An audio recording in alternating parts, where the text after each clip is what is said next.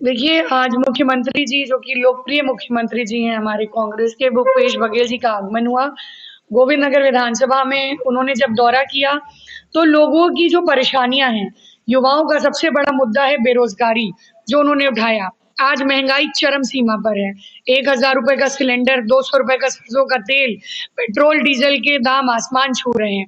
हम सब जानते हैं किस तरह महिला उत्पीड़न हो रहा है, चाहे हाथरस की बेटी हो, चाहे उन्नाव की बेटी हो, जिस तरह बलात्कार और हत्या के मामले सामने आए हैं, इन सभी मुद्दों को भूपेश बघेल जी ने उठाया है। और जो लोकल मुद्दे भी हैं, आम मुद्दे भी हैं, जैसे पानी की समस्या, कॉलोनी को स्वामित्व दिलाने की समस्या, मालिकाना हक दिलाने की बात, चाहे निगमीकरण वापस लेने की बात हो, पेयजल की समस्या हो, हर मुद्दे को उठाया है।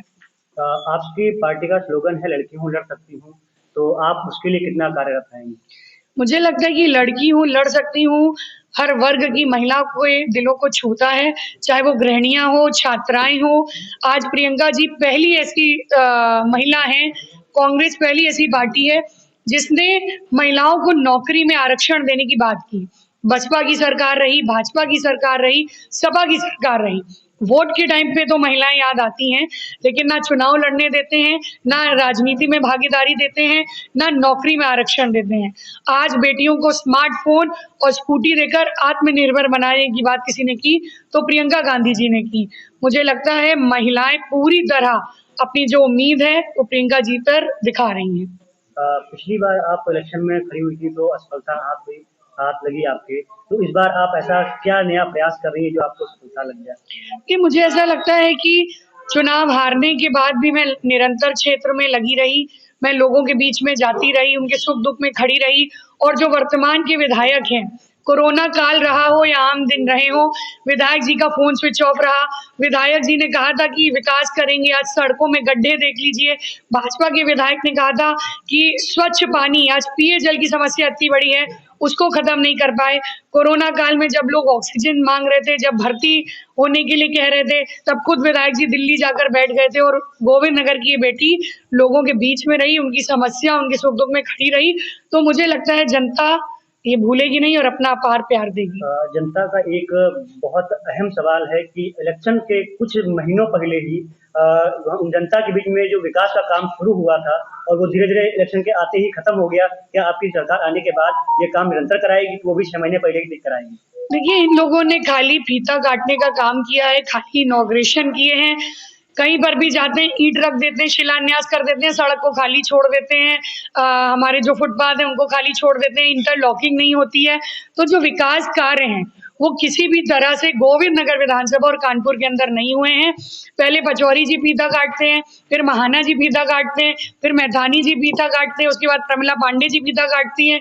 लेकिन सिर्फ फीता काटने की राजनीति भाजपा ने की है, जमीनी स्तर पर कोई विकास नहीं हुआ। अभी यूपी का विधानसभा का प्रथम चरण का चुनाव हुआ है और कई जगहों पे ईवीएम में गड़बड़ी पाई गई, तो उसके लिए आपको कुछ बोलना चाहेंगे?